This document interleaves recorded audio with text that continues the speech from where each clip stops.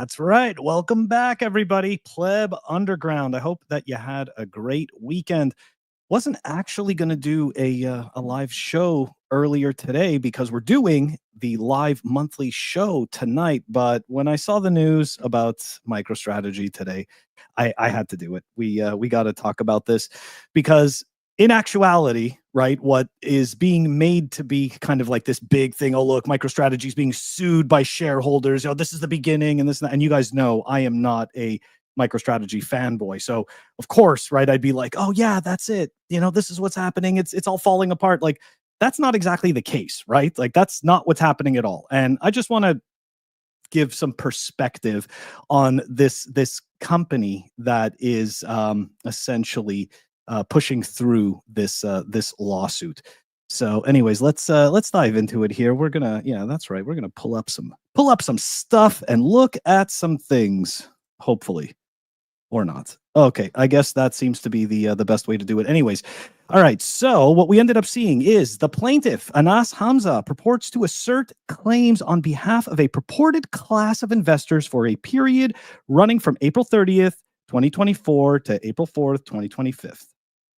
The plaintiff alleges that the named defendants made false or they're talking about MicroStrategy, made false or misleading statements with respect to and or failed to disclose information with respect to anticipated profitability, MicroStrategy's Bitcoin-focused investment strategy, and treasury operations, and the various risks associated with the cryptocurrency's volatility and magnitude of the losses it could recognize. Okay, so yeah, that's some funny stuff. Okay, so at first I thought that this was just, you know, an individual person, but did a little bit more digging into this. Okay, and the plaintiff claims to represent investors who brought MicroStrategy shares right between the 30th and the 24th. Okay, so let's go take a look at April 30th. Right, let's go take a look at April 2024. Okay, right here. What browser am I using, Vikingo? I'm using Chrome. Anyways, so look, all right, so this is April 2024, right? Down at about $124. Okay. Then it did a stock split, right? Okay. Did a stock split. Let's take a look at that, right? 10 for 1, which means for every single share of MicroStrategy that you held, they gave you 10. Okay. And now keep in mind, the price then shot up to, they're talking about May 2025, right? So May 2025. All right, $400. So you're looking at how many hundreds of percent up? And they're being sued, right?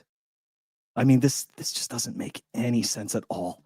It really doesn't. So look, that's why I think it's a giant nothing burger. But more importantly, right, let's take a look at the company that is actually suing them. So for people who are familiar with the TradFi system or TradFi, you know, buying stocks and stuff like that, you are going to you're definitely going to recognize Pomerantz law. Okay, Pomerantz law is essentially one of the biggest companies that goes after public companies and essentially, you know, sues them for whatever reasons. And in all fairness, okay, when I first got into TradFi investing and I would see this type of stuff, I didn't know what to do. I would just immediately be like, oh, that's it. This company's done. It's over. And lo and behold, I ended up learning that, you know, these companies like this are equivalent to the ambulance chasers. Not that I'm insulting lawyers or anything, but I'm just saying, right? They're like, they're equivalent to the ambulance chasers. They just go and they throw whatever they can at the wall, see what sticks, you know, and then it's, hey, look, at some point, one of these companies is going to make a settlement, right? But it's just kind of funny because these people are claiming losses. So I have to wonder about the person that happened to sell the bottom of the last year in MicroStrategy and then has the audacity to think that it's somehow MicroStrategy's fault for their poor decision making with their shares. Anyways, it's just, you know, thinking out loud here. Okay, a little more details on this, right? Because mainstream media doesn't always get all the info. So here we go. Okay, this is actually out of E-Trade, right? And there we go. So Pomerantz announces, because you'll notice that in most of the mainstream media about MSTR, they didn't say who it was that was doing this, because in all fairness, once you find out it's Pomerantz, you're like, yeah, giant nothing burger. this is just noise. That's all it is. So yeah, here we go. Pomerantz announces the class action lawsuit that has been filed against MicroStrategy. There we go. The class action filed in the United States and is on behalf of a class consisting of all persons and entities other than defendants that purchased or otherwise acquired Strategy securities. So anyways, yeah, guys, look, this is a giant nothing burger. It really is. And you know my take, for the people who have been following this channel, my take on MicroStrategy. I believe that because they do not have a cash flow positive business, that is not a good thing. But at the same time, I'm also not going to just jump on every single negative thing, negative article that comes out and decide, all right, that's it. These guys are done because this is happening. It's like, no, that's not what's happening at all. Okay. This is just a giant nothing burger. Pomerantz LLP. This is nothing new. They throw whatever they can at the wall to see what sticks. And that's pretty much it.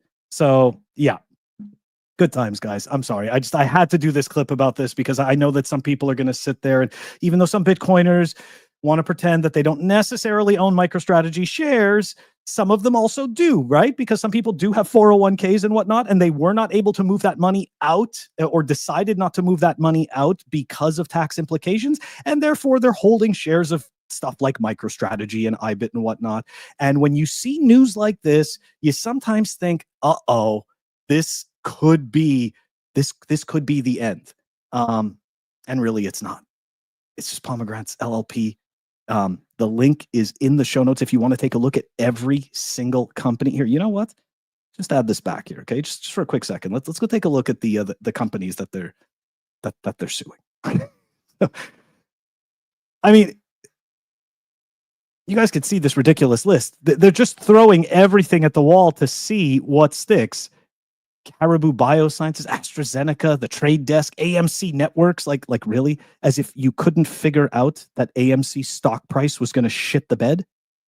Really? Couldn't figure that out? Nobody going to theaters, but you think AMC is going to be making money? It's so funny. I mean, look, good, props to Pomerantz for being able to, grind out a paycheck, doing this. But yeah, I'm not impressed. And here you go. You could see bottom of the list, right? Who was there before MicroStrategy? Coinbase Global.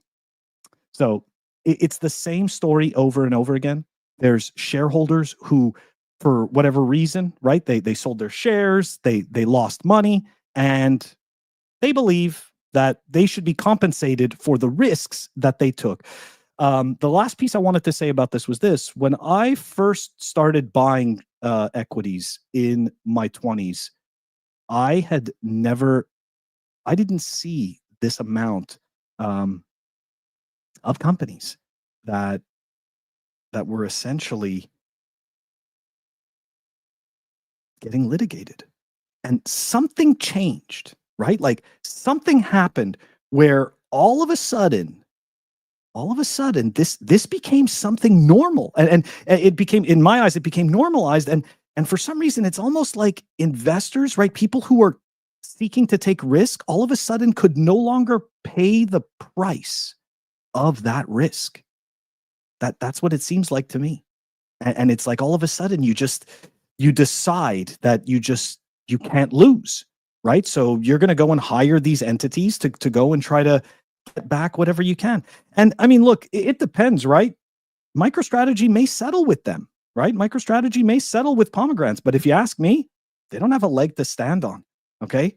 MicroStrategy's price was at $100 from in the timeline that they are stating, right? April 2024. You're at $100. And they're talking about the timeline between April 2024 and May 2025, where MicroStrategy is sitting at $400 after 10-for-1 stock split.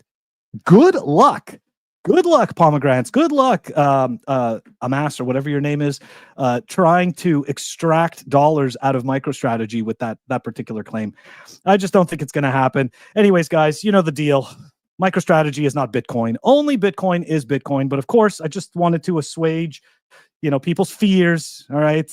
This is just a giant nothing burger. I will catch you guys, though, at 8 p.m. tonight. Come and join us. We are going to have a live roundtable. We're going to be talking about all kinds of stuff, guys. We're going to talk about the teeth lady. We're going to talk about Steak and Shake. I'm also trying to get Steak and Shake, somebody from Steak and Shake, to come on the show. Maybe talk to us about, their integration. Talk to us about why they decided to use Bitcoin. Anyways, yes, I am working on that. But guys, it is going to be a crazy show tonight. We're covering like 10 different topics. I hope to see you guys there, 8 p.m. Thank you so much for joining me right now. Catch you later. Peace.